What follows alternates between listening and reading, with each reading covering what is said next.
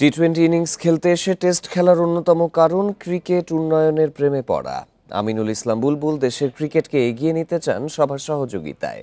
Cricket বর্জনের হুমকি দেয়া কর্তাদের দুয়ারে যেতে প্রস্তুত বুলবুল। সমালোচনা নয়, নতুন ভূমিকায় ক্রিকেট উন্নতিতে কাজ করতে চান সহসভাপতি ফারুক আহমেদ। পাপনের পতন, ফারুকের পর বুলবুলের ছোট্ট একটা ইনিংস। শেষ পর্যন্ত নির্বাচিত কমিটি পেল বিসিবি, যেখানে সামনের সারিতে বুলবুল, ফারুক ও সাকোয়াত। টি-20 ইনিংস খেলতে এসেছিলেন, শুরুতেই উত্তর দিতে হলো সেই প্রশ্নের, ক্রিকেটের প্রেমে পড়েই নাকি লম্বা ইনিংস খেলতে চান বুলবুল? বাংলাদেশ ক্রিকেটের ডেভেলপমেন্টের প্রেমে পড়ে গিয়েছি।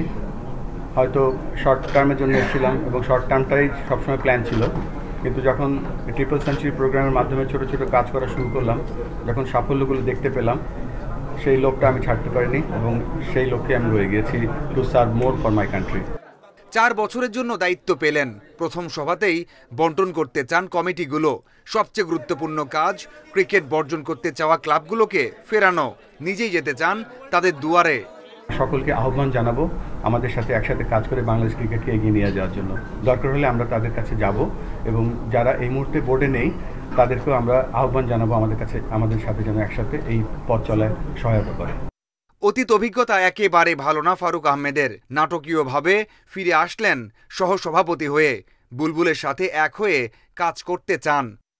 আশেপাশে বাধা তো থাকবেই, এটা কিন্তু আপনি যে কোনো কাজই করেন না কেন, এটা আপনার অর্গানাইজেশনে থাকে, যে কোনো জায়গায় থাকে, সো এটা আপনি ওভারকাম করে, যেহেতু গোল একটাই, স্থির লক্ষ্য তো আমাদের একটাই, বাংলাদেশকে এগিয়ে নিয়ে যাওয়া, সেটা আমরা চেষ্টা করব।